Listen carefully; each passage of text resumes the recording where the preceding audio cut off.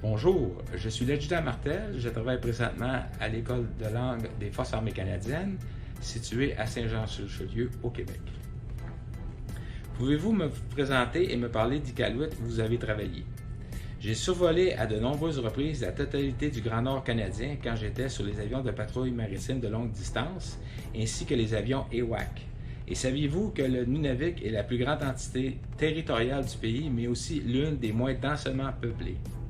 Donc, sur ce sujet, je veux simplement vous expliquer l'importance des Inukjuq, car ces monticules de pierre habilement montés les unes sur les autres, qui servent à de nombreuses fonctions. Comme exemple, ils peuvent servir à de points de navigation ou des références, de cache de nourriture, d'aide spirituelle et de signaler la présence d'un endroit important.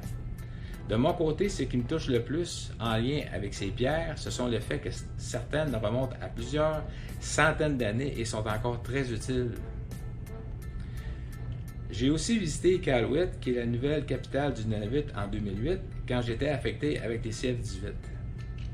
Qu'est-ce qui rend cette province unique?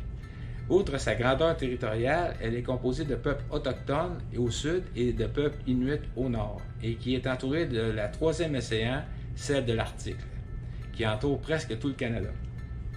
Comment sont les gens qui y vivent?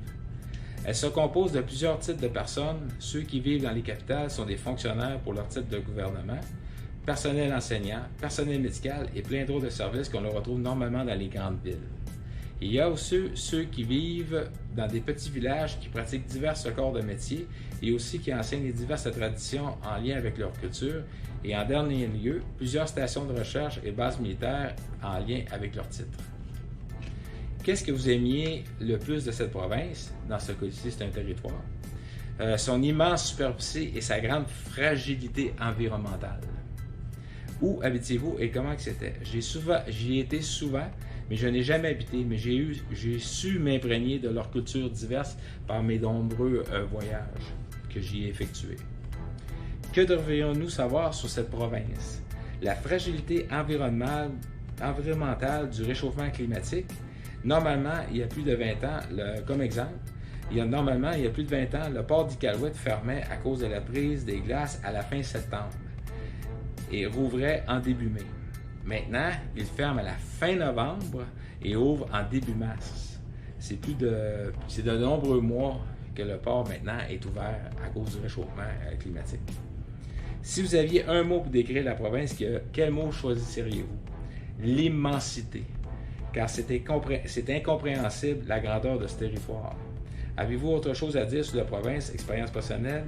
C'est vraiment le cycle de soleil qui me touche vraiment, car plus qu'on monte au nord, plus que lors de la période hivernale, on ne voit plus le soleil. Et plus qu'on va au sud, vers minuit, on peut le voir. Là-dessus, je voudrais remercier Mme Audrey Patnaud, pour m'avoir invité à parler de mon expérience dans de nombreux voyages quand j'ai été dans le Grand Nord canadien. Merci, bonne journée.